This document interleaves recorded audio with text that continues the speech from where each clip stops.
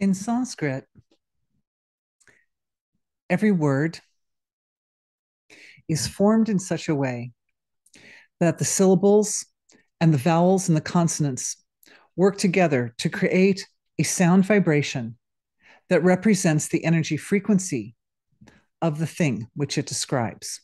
So there's this word that represents the spark of life, that initial moment of expression of unmanifest, unbounded eternal wholeness as it begins to rise into the field of expression. And that word is Narayana. So I thought it would be fun to analyze and break down the word Narayana so that we can see what are the laws of nature. Each syllable represents a different law of nature, and then the laws of nature work together in a particular specific sequence to give rise to this particular form, which is the initial spark of life that gives rise to the creation. Na. The sound na negates. And in this case, what's being negated is the unmanifest expression of wholeness in favor of expression. So na is the first sound that comes up to like sort of spark the division of one into many. Like losing the rosebud in order for the rose to blossom. Same principle that in order for the one wholeness to show up as the many diverse expressions of the universe, the unification of that wholeness or that wholeness as one unmanifest, qualityless, boundless form has to start to show up in the field of boundaries and limitations and expression. So na is the first sound, and na ends with a. So the negation refers back to wholeness. Ah represents wholeness. Ah is like the full open mouth, ah, unbounded, unmanifest, absolute. So negation of wholeness for the sake of reflecting back to wholeness. Na. Ra. Ra like has a role in it. The R has a role in it, and it represents the vibration in the gap between the unmanifest source of creation and the whole manifest field of creation. So this na, this negation of wholeness, so that it shows up as parts, happens again. So it has to happen over and over and over again.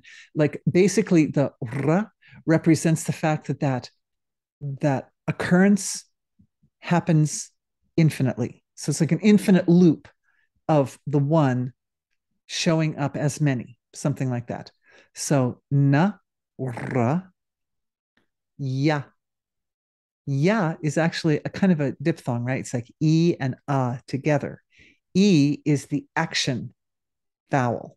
So the negation of wholeness so that it can show up as many, but reflecting back to wholeness, right? The many are always a reflection of wholeness.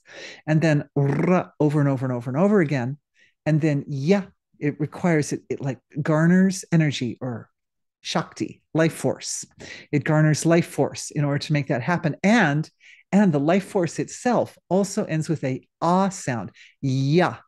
So ah. So what that means is that even the movement or the action to perpetuate the expression of the one into the field of the many, even that refers back to the one. Even that energy required is really an expression of the one.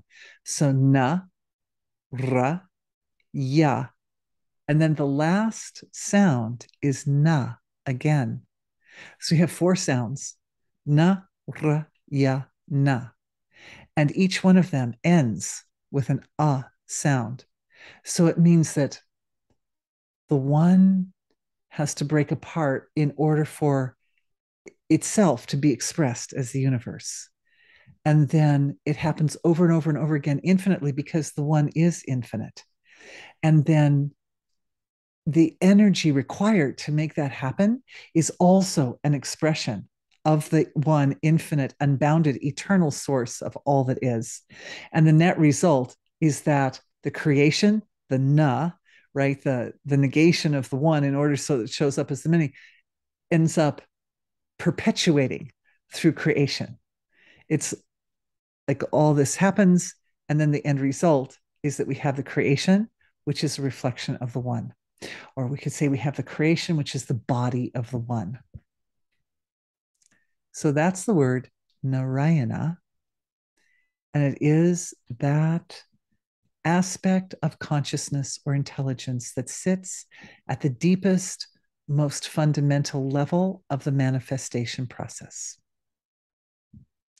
Thanks for joining me.